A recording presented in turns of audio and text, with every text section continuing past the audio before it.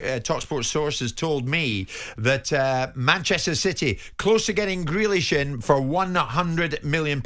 Not confirmed, nothing coming out of Villa, nothing coming out of Manchester City, but we are hearing here at talkSPORT it is very close to completion. Andros Townsend in here with us this morning. Ben Simpson, one of many getting in touch this morning. Villa splashing the cash.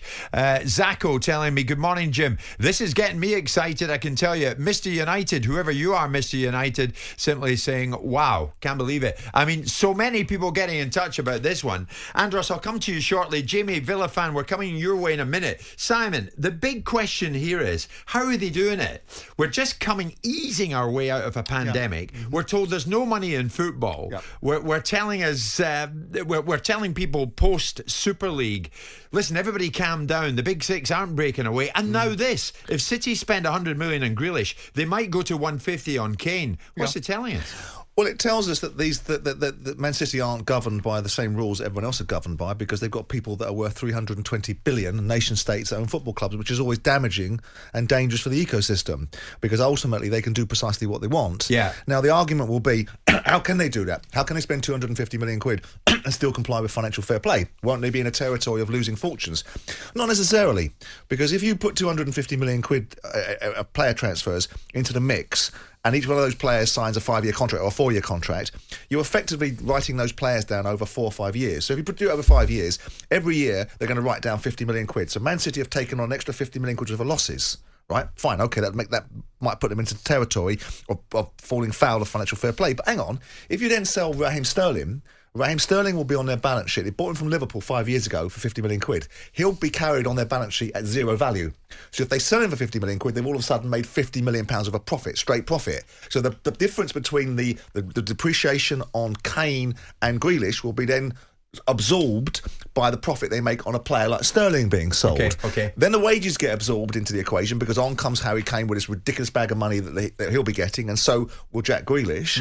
But if they go deeper and win the Champions League, or they're more successful and do more pre-season tours and sell more shirts, then all of a sudden those wages will be absorbed. So it doesn't necessarily mean that because Man City are spending this kind of money, it's going to put them falling foul of financial fair play. What it does do is the drip-down effect and impact upon everybody else either takes them off over the horizon, so we haven't got a competitive Premier League anymore, or it causes an effect which drops into the lower echelons of the Premier League, then drips down into the Championship, and all of a sudden this ecosystem, which is broken, it isn't broken for Man City, because Man City have got people that have got more money than God. Yeah, right. So they can do precisely what they want. Right. And that's the problem that football has, and that's why governance has got to be properly controlled. But in this instance, it's no different. I mean, Man City fans go, hold on a second. Chelsea spent £250 million last summer. They spent 230 million quid. They might have got more players for it. Right. But they still spent... So this isn't something that Man City are doing out of kilter with what's been done before. Yeah, but they that was built up. They couldn't do anything in the previous transfer window, Chelsea, if you remember that. That's not necessarily true. Dipped into his back pocket. But hold on, that's a bit of a myth, because they signed Pulisic in that particular period of time, and they delayed the transfer because they'd already done a preordained deal. So there's a bit of mythology about what Chelsea could and couldn't do in two transfer windows. What is interesting, Andros, can you imagine the scene this morning in the Liverpool boardroom, the Manchester United boardroom? If they get Kane and Grealish, good luck. And you know what, as well, they would have been going into the off-season, especially Chelsea, thinking, right, we can have a real go at this. We can have a real go at this Man City side next season. Liverpool would have been thinking, right, we've got our players back fit. Let's have a good pre-season. Let's have a real go at it. But Grealish, if he's through the door, Harry Kane, who they're trying to get through the door, for me, it's another 10, 12-point victory for City. Andros, briefly, give us an insight. What will the chat be at the England camp later on? The players get together later on, which of course they will do. Yeah. I mean, Jack knows what's going on. Yeah. But this is bound to be a topic of conversation. You know what? They'll come out and say, no, we're not speaking about it. We're focusing on the Germany game, this and that. But they 100%, as soon as they see that news, that'll be all that's been spoken about in the dressing room, for dinner, in the lounge room. 100% that'll be everything that's been spoken about. And I'm sure that will be going on in a minute. You would think Foden will have a word in Jack's ear. Where are you playing? Are you playing on the left or on the number? It might be getting a bit crowded here. But what about Villa fans? Because if he goes for 100 million quid, and as we say, this is what we're hearing in talkSPORT this morning, according to our sources, this is close to being done. Where does it leave Villa? Jamie's a big Villa fan. Jamie, good morning. Morning, everyone. Morning. Jamie, you've obviously been pondering over this. You're taking that 2 or 3 seconds to build up to what you're going to say. So, what are you going to say? Yeah, well, I was just thinking what you said about the animosity, any animosity towards Grealish, and whether Grealish would be a legend. I think absolutely, if he does go, because obviously for 3 seasons we've been thinking that he's going to be going anyway. So if this is the season, then he is a legend, definitely. He's just something. I can't even put into words how good he is. From watching him 90 minutes in a stadium, he's just on another level every game. And we've, as Villa fans, we've stood by Jack because he's not always had this hype around him. I mean, I remember back in the Championship days when Leeds fans were comparing him to Pablo Hernandez and things like that. And we've always had to kind of say, no, Jack is on another level. So I don't think there'll be any animosity from Villa fans whatsoever about Jack. I'm actually sounds strange, but it's exciting because I want Jack to go on and I want Jack to win the Champions League. I want him to win trophies because then it would just show to everyone that, as Villa fans, we weren't just, because he's come through our system. Yes, yeah, I get what you're saying. Nicely put, actually, Jimmy. Nicely put. Andros. Are you happy with the replacement in Buendia?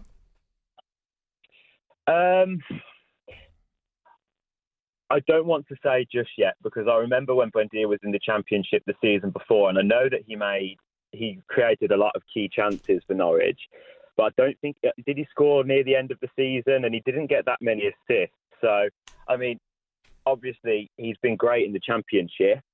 But hopefully this season, he brings it into the Premier League. But I'll reserve judgment on Buendia for now because his highlight reels look great. I like you, Jamie. You're a diplomat, mate. I like that. Jimmy, thanks for the call. Ryan's a big United fan, Manchester United fan. Ryan, what do you think of this? Grealish close to completion at City. Kane might end up at City. I'm seriously concerned. Man City a few seasons ago were by far the best team in the Premier League. Liverpool upped their game, took it to another level. And as a United fan, I've sort of watched our 2 main rivals push on ahead of us. Chelsea have also strengthened last summer, and you imagine they'll be the same this year. And we're still talking about struggling to confirm a transfer from last season. Yeah. Meanwhile, Man City are spending £200 million on 2 of the best players in the country. I mean, he's right to be concerned, Andros, isn't he? If all this goes through, whoever lines up against Manchester City next season, you'll be thinking, we're up against England here. It's Walker, Foden, Grealish, Kane. It's frightening. Like, even last season, that they had no striker. Guerrero was injured. Jesus had his problems, and they won the league by 12 points. And now you're talking about adding Grealish, and potentially they want to add one of the best strikers in world football. So it's a daunting prospect now if they pull off both transfers heading into the new season. Sure thing. Simon, briefly, I'm heading to the break. If you're Christian Purslow and Edens and Sawiris at Villa and you're offered 100 million, you're going to bite the hand off? I think you'd find it difficult not to. I mean, £100 million is a ludicrous amount of money for a footballer, and it is probably at a time when he's at his peak now.